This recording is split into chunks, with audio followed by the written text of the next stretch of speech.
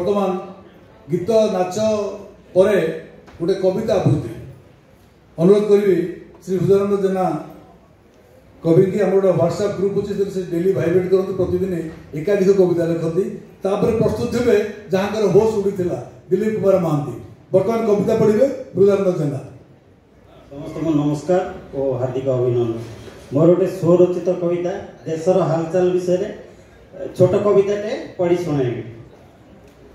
जुआड़े शुणिबे चर्चा हेउथिबो ग्राम हेउ बा सहर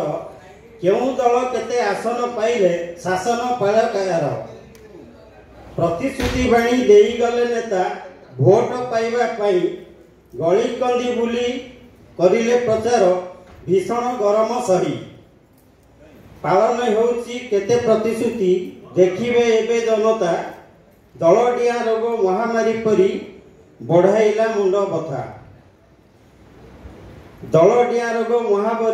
महामारी परी बढ़ाइला मुंड व्यथा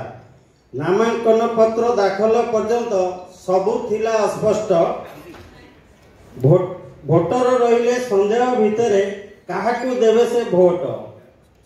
भोटर रहिले संदेह भितरे काहाकू देवे से भोट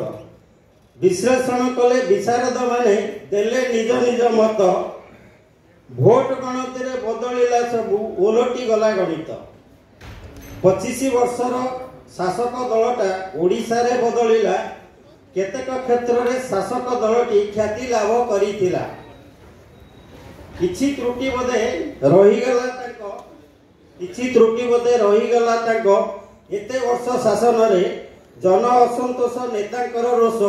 कुहुलु थिला भितरे एका थरे सबु हेला विस्फोरण दल को मिलिला शिक्षा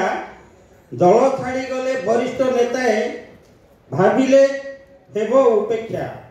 बहुमतलबी जातीय दलटी केंद्रर शासक थिले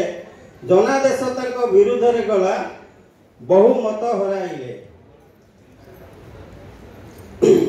ओडिशा रे एबे जातीय दलटी जितिला बहु संख्या रे आशा करू या देव सुशासन राज्य रहिबो शेष रे केंद्र रे शासक दल पाइलानी आशा अनुसार वोट आंचलिक दल सहायता नेबे केंद्र रे करिवे मेंट दलर मुखिया जे बा होंतु केंद्र हेउ बा राज्य रे सम्मान दियंतु जनादेश जहा मिलिछि निर्वाचन रे सरकारके रखतु देश हित काम देश सेवक भाव रे जनता चाहिए जवाब रखिबे ठिकाना बेल आसिले। जय हिंद जय जगन्नाथ।